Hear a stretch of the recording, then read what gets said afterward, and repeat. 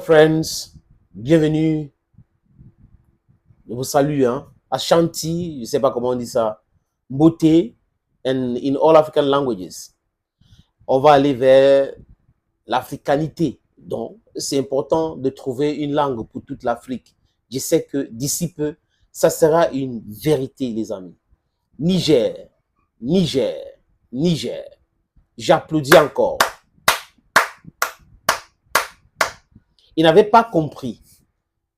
Quand on parle de ripple effect, on a parlé de cet effet domino.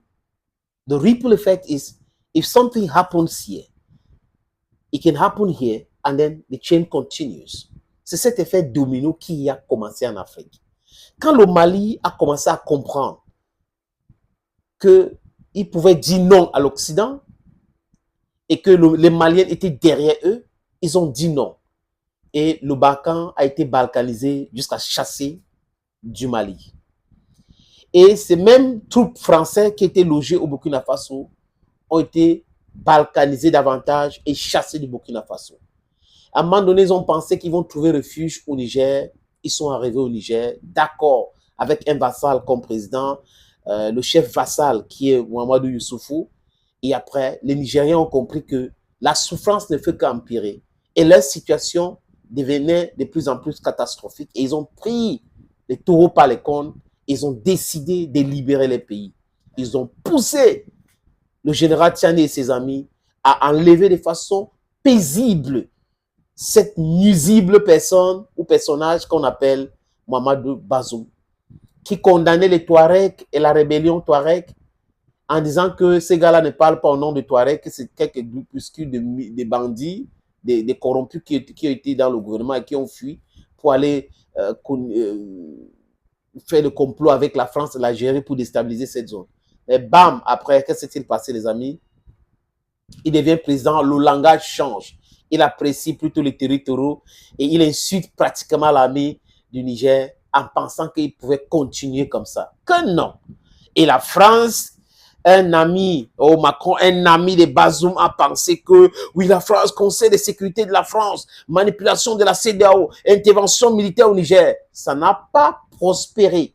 Parce que les enfants du Niger, et en plus, de façon globale, les enfants africains se sont levés comme un seul homme pour combattre avec les armes conventionnelles. La France, c'est ce qu'on a appelé la guerre communicationnelle, et ça a marché. La CEDEAO n'a pas pu faire quelque chose. La France a eu honte.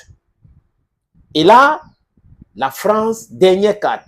Rappelez votre ambassadeur parce qu'il a manqué de respect au ministre des Affaires étrangères des Nigériens à l'extérieur. Non, Sylvain Etete, on ne reconnaît pas le gouvernement du Niger. Franchement, on ne peut pas accepter les injonctions de ce gouvernement qui est illégal. Comme s'il faut demander l'autorisation de la France pour gérer son pays. Comme si la France est quelque part, c'est un pays où les élites françaises sont tellement importantes qu'ils vont dicter ce que les gens devraient faire dans le monde. La France, conséquent, a été humiliée, chassée du Niger. Chassée tel un malpropre du Niger.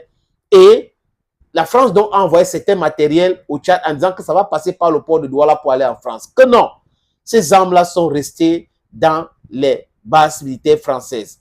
Surtout la base militaire Hadji Kossi, que les Américains aussi exploitent, et ils ne donnent pas l'information nécessaire au Tchad. Et le Tchad, d'ailleurs, les a envoyé une lettre de menace de les chasser du Tchad, s'ils continuent comme ça. Les amis, en Turquie, il y a une base militaire américaine. Mais est-ce que vous savez que le patron de cette base militaire est turc? C'est un général turc. Et en Afrique, Africacom, on nous impose un général américain avec le matériel américain et il n'y a pas de visibilité ni de lisibilité. Ils peuvent envoyer 1000 troupes, ils disent que c'est 500, on ne va pas avoir une idée là-dessus. Ils peuvent envoyer 500 Kalachnikov, ils disent que c'est 10, il n'y a pas de visibilité, de lisibilité là-dessus et ils continuent à penser que ça va prospérer éternellement. Nous, Africains d'aujourd'hui, we want you guys to respect us. If you don't want to respect us, we are going to impose our respect on you. That's what we'll do. We are going to do that. You just can't be playing with us around and thinking that you're going to prosper like that. It is not possible. We've been manipulated upon for so many years today. We've been messed up by you for so many years today. And this is the state of reawakenness. We are telling you, either you do things correctly with us or you pack your bag and baggage and leave. It's simple like that. No Africans will die because of you. You are not helping us. You are creating us problems and problems upon problems. And we know that. You coin it with your media, the propaganda media, as help. We are there for their security and other. No, you are there. You are here in Africa to maintain us in acute poverty. You are here in Africa to destabilize us. You are here in Africa to disorientate us. You are here in Africa so that we should never be developed. We should never be competitive in the world because we have all the riches. So if we start producing ourselves, it's going to be bad business for you. That's why you're doing what you're doing, and we know clearly what you're doing. So we are telling you in your faces that stop that, or we're going to fight you out of Africa. We're going to fight you out of Africa. Put that in your mind. You multiply the Gaddafis, you multiply the Bagbos, you multiply the Lumumbas, you multiply the Thomas Sankaras, you multiply the Kwame Nkrumah, you multiply the Umyobe, you multiply, and we are so many today. We've been convinced that the only way to send you packing out of Africa is by resisting and fighting a communicational war. That war is helping us today to clear the minds of some corrupt leaders to know that Africans are ready for the battle. Africa is for Africans as Europe and America is for American and European. It looks like that. And that is how it's supposed to be. Respect us and we're going to respect you. Les amis, il y a une petite délégation américaine ou de Pentagone qui est arrivée à Niamey. Mais avant cela, vous rappelez que le premier ministre du Niger avait fait le déplacement pour Washington. Et le numéro 2 du département d'État, M. Kurt Campbell, avait reçu la lettre du premier ministre du Niger qui appelait les Américains à quitter officiellement le Niger. Parce que les Américains disaient, on n'a pas reçu une lettre, on n'a pas ceci, on n'a pas ceci. Le Niger a dit que, ok, on ne va pas envoyer par le biais de votre ambassadrice. Le premier ministre va faire le déplacement et le premier ministre a fait le déplacement pour donner la lettre. Et M. Kurt Campbell a reconnu qu'il avait reçu la lettre du Niger, appelé les États-Unis à quitter le Niger. Donc, cette délégation, c'est une petite délégation cette fois-ci. Ils ont respecté les usages diplomatiques. Parce que la dernière fois, pour que le Niger décide de chasser les Américains au Niger, ou du moins des militaires américains et la base de drones des États-Unis d'Amérique, c'est parce que ces gars-là ont voulu imposer des choses au Niger. Ils ont voulu arriver là-bas pour dire, vous allez faire comme on veut et tout cela. Et le peuple du Niger et les autorités nigériennes ont dit non, vous n'avez pas le droit de faire cela. Nous n'accepterons jamais que vous nous dictez les choses.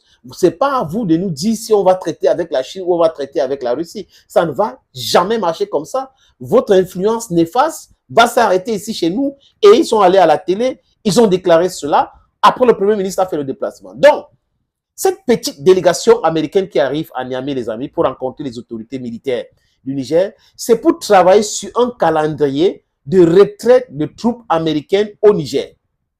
Je répète, cette petite délégation est là pour travailler sur le calendrier de retrait des forces américaines au Niger.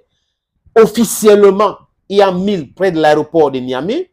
Officieusement, je ne peux pas vous donner les chiffres parce que même les autorités du Niger n'ont pas les chiffres exacts. Voilà la raison pour laquelle ils étaient fâchés contre les Américains. Et officiellement aussi, c'est la base des drones d'Agadez qui va dégager. C'est de ça qu'il est question, les amis. Et vous savez comment ils se comportent.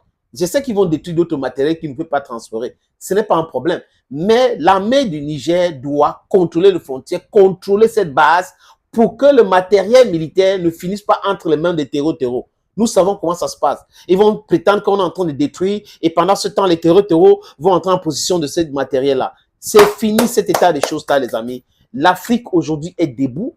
Nous le disons encore et encore que ceux qui vont nous respecter, nous allons travailler avec eux. Mais ceux qui ne vont pas nous respecter, nous n'allons pas travailler avec eux. Nous sommes un peuple digne. On a toujours été martyrisés. Nous avons été manipulés, frappés, colonisés, esclavagisés. We can no longer take this. We can no longer take it. So it's high time you put that in your head. Donc les Américains vont enfin quitter le Niger de façon officielle. Quand je parle des Américains, je parle de l'armée américaine. Parce que ne confondez pas les amis. Le peuple africain n'a aucun problème avec un Américain, que ce soit.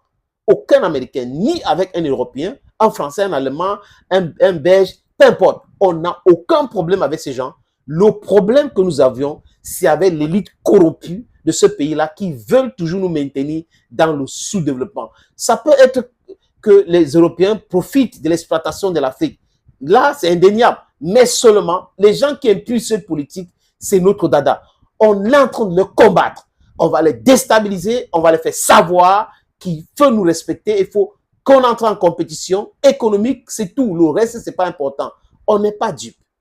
We are very intelligent and we are up and kicking and we stand for our right. Because we are right in what we are doing, we are going to win.